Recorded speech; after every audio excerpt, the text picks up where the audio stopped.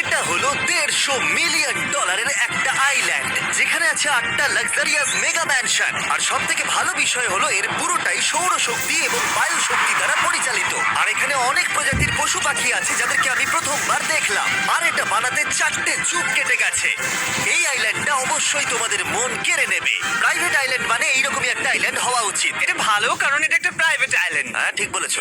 প্রথমেই এখানে যেটা করতে হবে তা হলো তোমার হাত পরিষ্কার, কারণ বাইরের জগতের জীবাণু যাতে তুমি এখানে ছড়াতে না পারো। আমি এমনিতে অনেকবার হাত মুছি। এখানে যারা আসে সবাইকে নারকেল দেওয়া হয়। হ্যাঁ, মানে এদের তো কখনো শেষই হবে না। হ্যাঁ, ঠিক বলেছো। আমি জানি না কেন, হয়তো এই জায়গাটা খুব ফ্যান্সি বলে, অথবা এরা হয়তো টয়লেট গাড়ি চালানো সম্পর্কে শুনেছে, তাই আমাদের প্রত্যেককে একজন করে পার্সোনাল ড্রাইভার দেওয়া হলো। আমার মনে হচ্ছে এটা আমার লাইফ টাইম এক্সপিরিয়েন্স হতে চলেছে। যদি তুমি আমার না আসো এটা তো। আমার প্রাইস রেঞ্জের বাইরে।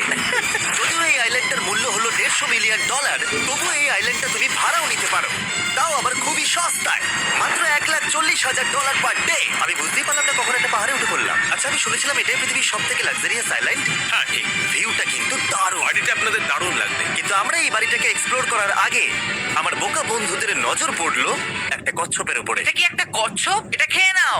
এই তো ঠিক আছে, তোমরা বাকি আইল্যান্ডটা ঘুরে দেখতে পারো। এই আইল্যান্ডে সবকিছুই এত এক্সট্রা যে যেকোনো দলের প্রত্যেকের জন্য 10 জন করে স্টাফ আছে তোমার যে কোনো প্রয়োজনে সাহায্য করবার জন্য। এখানে অনেক মানুষ আছে, তারা বলছে এখানে খাবার আছে, ড্রিঙ্ক আছে। পরের কিছুদিন আপনারা কি করবেন, আর আমরা শুধু বললাম কচ্ছপ। এই তো আর আমার সব বন্ধুদের মধ্যে নোলান এই ব্যাপারটার সুযোগ নিল।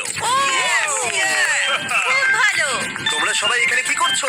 আমরা পুল খেলছি। সঙ্গে 10 জনকে নিয়ে? এরা চিয়ার করছে। দেখো, তোমাদের ওর সাথে ঘোরার কোনো এমন কেন প্রয়োজন নেই। করছো? আমি কষ্ট পাবো যদি তোমরা বিশ্রাম না নাও। আচ্ছা, ঠিক যদি আছে। তোমার অ্যাটেনশন দরকার হয়, ওদেরকে ওখানে দাঁড় করিয়ে রেখো না। 1 ঘন্টায় কেটেছে, কিন্তু আমি বলতে বাধ্য হচ্ছি এটাই সব থেকে সেরা আইল্যান্ড। দারুণ ব্যাপার হলো এখানে একটা বাড়ি আছে যার ছাদ অবধি গাড়ি চালিয়ে যাওয়া যায়, আর যেখান থেকে তুমি গলফ বল সমুদ্রে মারতে পারবে, কারণ এগুলো ফিশ ফুড